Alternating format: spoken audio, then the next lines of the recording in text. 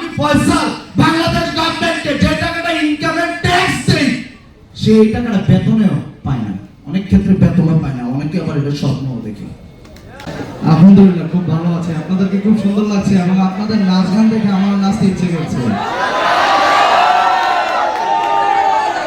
এখন আমি তো নাচবো আমার অ্যাচিভমেন্ট নিয়ে, আপনি কি নিয়ে? ইচ্ছে হয় না স্টেজে এসে নাচি একসাথে? সিদ্ধান্ত নিয়েছে? থ্যাংক ইউ, ধন্যবাদ জানাচ্ছি স্পেশালি আজকের এক্সিলেন্ট লিডার্স ফোরাম যাদের ব্যানারে আজকের এই সুন্দর আয়োজন, যে আয়োজনে আমাদেরকে আজকে সম্মানিত করার জন্য আমি কৃতজ্ঞতা পোষণ করছি এবং স্পেশালি ধন্যবাদ জানাচ্ছি আমাদের সকল লিডারবৃন্দদেরকে। তো আজকের এই সুন্দর আয়োজনটির পিছনে মূলত আমি চিন্তা করছিলাম, এক গ্রুপ শুধু নাচতেছে, আরেক গ্রুপ শুধু ফুল নিচ্ছে। তো যারা নাচতেছে তারা কি শুধু নাচটাকে এই প্রোগ্রাম থেকে নিয়ে যাচ্ছে, নাকি তারা একটা ফিলিংস, একটা অনুভূতি, একটা জিদ, একটা রাগ, একটা অনুপ্রেরণা, একটা মোটিভেশন? সিম্পল, আজকে আমার বন্ধু মাস্টার্স কমপ্লিট, আমিও কিন্তু কমপ্লিট।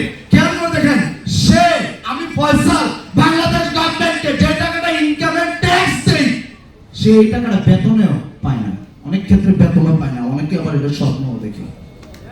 40,000 45,000, তো এই হচ্ছে অবস্থা।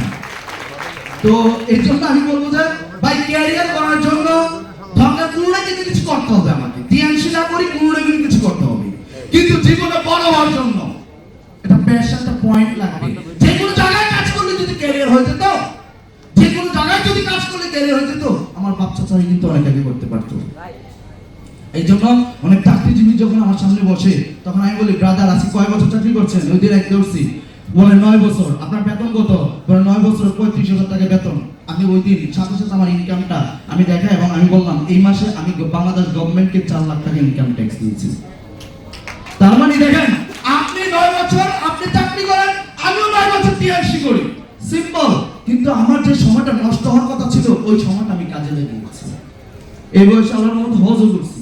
তাহলে এখন যে বিষয়টা বলছিলাম আমি ফয়সাল, তখন তাকে আমি সুন্দর করে বললাম, দেখেন ব্রাদার, আমরা তো এরকম চাকরির অফার দিয়েছিল, কিন্তু আমি চাকরিটা আমি করি নাই, আমি টিএনসিটা করেছি।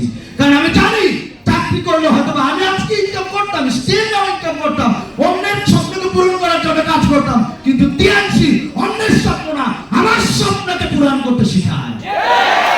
টিএনসি আমার স্বপ্নকে পূরণ করতে শেখায়।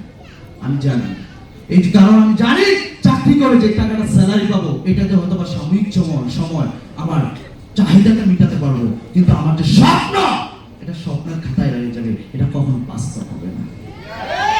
টিএনসি সে স্বপ্নের খাতাটা, ওই স্বপ্নটাকে বাস্তব করতে শেখায়, ওই স্বপ্নটাকে বাস্তব করতে শেখায়। দ্যাটস ওয়াই আমরা টিএনসি করছি। হ্যাঁ, এই জন্য আমি টিএনসি করছি, কারণ আমি জানি টিএনসিতে স্বপ্ন পূরণ হয়। সুতরাং আমরা এখানে যারা আছি, আমরা সবাই আজকে থেকে ইনশাআল্লাহ সামনে পিছনে যা হয়েছে হয়েছে, ক্যারিয়ারের কথা মাথায় রেখে আমরা বুঝ খুঁজে পেয়েছি ক্যারিয়ারের রাস্তা, রাইট না? আমরা কি ক্যারিয়ারের জায়গা খুঁজে পেয়েছি? সুতরাং যারা এখন থেকে 2 ঘন্টা সময় দিতাম, এখান থেকে যাওয়ার পর 6 ঘন্টা, অর্থাৎ আমাদের কাজের গতি বেড়ে যাবে। ওকে, চমৎকার একটা ইন্টারন্যাশনাল ট্যুর আবার চলে আসছে, এখান থেকে যাওয়ার পর আবার মাঠে দৌড় দেবো। ধন্যবাদ সবাইকে, আসসালামু আলাইকুম, থ্যাংক ইউ।